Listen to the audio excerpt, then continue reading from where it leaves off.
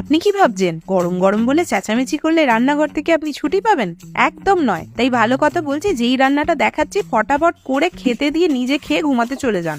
চাল, আলু আর ডিম, এ তো মনে হচ্ছে 5 টাকা ডিম ভাত বানিয়ে দেবে। সকালে রোদ উঠেছে বলে বাহানা দিয়ে তো বাজার গেলে না। ভাগ্য ভালো এইগুলো বাড়িতে আছে, না হলে গরম জল ফুটিয়ে দিতাম খেতে ভালো করে। সসপ্যানে জল গরম করতে বসালাম, নুন দিয়ে দিলাম, তার মধ্যে 5টা ডিম সেদ্ধ করে নেবো 6 থেকে 7 মিনিট ধরে। 3টে আলু 2 টুকরো করে কেটে নেবো, আর ডিমের সাথেই দিয়ে দেবো সেদ্ধ হওয়ার জন্য। ততক্ষণ কিন্তু থেমে থাকবেন না, একটা বড় পেঁয়াজ কেটে নেবো, পাতলা পাতলা স্লাইস হবে। আমাদের বাড়ির লোকটার মতো যদি আপনাদের বাড়ির লোকটা কুঁড়ে না হয়, তাহলে একটু তাকে বলবেন কাটাকাটিটা যেন করে দেয়। একটা টমেটো নিয়ে লম্বা লম্বা করে কেটে নিচ্ছি, 2টো পাকা লঙ্কাও চিড়ে নেবো এর সাথে, 8-10 কোয়া রসুন আর 3-4টে স্লাইস আদা শিলনোড়ায় নিয়ে নিলাম। আগে থেতলে তারপর বেটে নেবো। যবে থেকে আমার জীবনে এসেছে আমাকেও এইভাবে থ্যাত লাগছে। এদিকে 1 কাপ চাল আমি মেপে নিচ্ছি। হ্যাঁ, 1 কাপ বাটিতে আর 1/2 কাপ বাইরে। হ্যাঁ, ও তুমি খেয়ে নিতে পারবে। লোকের বউয়েরা কম খাওয়ায় আর তুমি বেশি খাইয়ে আমায় মারতে চাও। হ্যাঁ, কারণ ওগুলো লোকের বউ আর আমি তোমার নিজের বউ। তাহলে বাঁচতে দেবে না? এই কি রে? পরিষ্কার করে ধুয়ে নেবো একবার, তারপর জল দিয়ে ভিজিয়ে রাখবো 8 ঘন্টা বা 1 ঘন্টা। এতে চালটা সেদ্ধ হয়ে যাবে খুব তাড়াতাড়ি।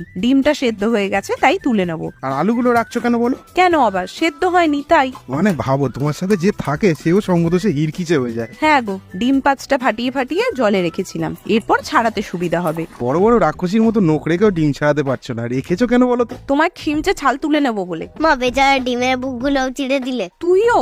আলুগুলো সেদ্ধ হয়ে যেতে তুলে রেখেছিলাম। এক জায়গায় সবকিছু নিয়ে নিচ্ছি, নুন আর হলুদ ছড়িয়ে মাখিয়ে নেবো। প্রথমে ডিমগুলো ছেড়ে দেবো, তারপর আলুগুলোও ছেড়ে দেবো। ভাজ ভাজকে লাল বানাইয়ে। এই হিন্দি বলো না রে তুমি, প্লিজ। ডিম আর আলু সবকিছু তুলে রাখলাম, তেলে 2টো তেজপাতা ফোড়ন দিলাম, সাথে একটা দারচিনি, 4-5টা এলাচ আর লবঙ্গ। এবার পেঁয়াজগুলো ভাজতে দেবো। পাতলা করে কাটা, তাই বেশিক্ষণ লাগবে না, খুব শিগগিরই গোল্ডেন হয়ে যাবে। আদা রসুন বাটাটা এই সময় দিয়ে দেবো, 1-2 মিনিট ভেজে নিতে হবে। আর তারপরেই দেবো টমেটো কুচি, অল্প করে হলুদ গুঁড়ো ছড়িয়ে দেবো আর লঙ্কা গুঁড়ো। আজ আমার ছানাটাও এটা খাবে, তাই ঝালটা একটু কম করেই দিলাম। একটু ভেজেই অল্প জল দিয়ে দিলাম, এটা মশলাটাকে কাদা কাদা করতে সাহায্য করবে। এর মধ্যে আমরা ভিজিয়ে রাখা চালটা দিয়ে দিয়েছি আর নুন।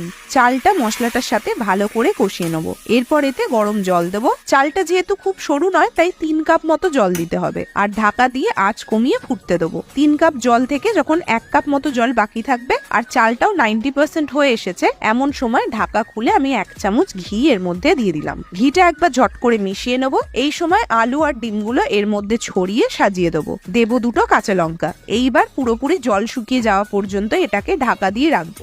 ঢাকা খুলে হালকা হাতে সব মিশিয়ে নেবো। বিশ্বাস রাখুন, এখন এটাকে দেখতে খিচুড়ি লাগছে ঠিকই, 10-15 মিনিট পর এটা কিন্তু পুরোপুরি ঝরঝরে হয়ে যাবে। আর তখনই কড়া থেকে প্লেটে আর তারপর প্লেট থেকে একদম পেটে চালান করে দিন। একদম সেই স্বাদ মামা। কিভাবে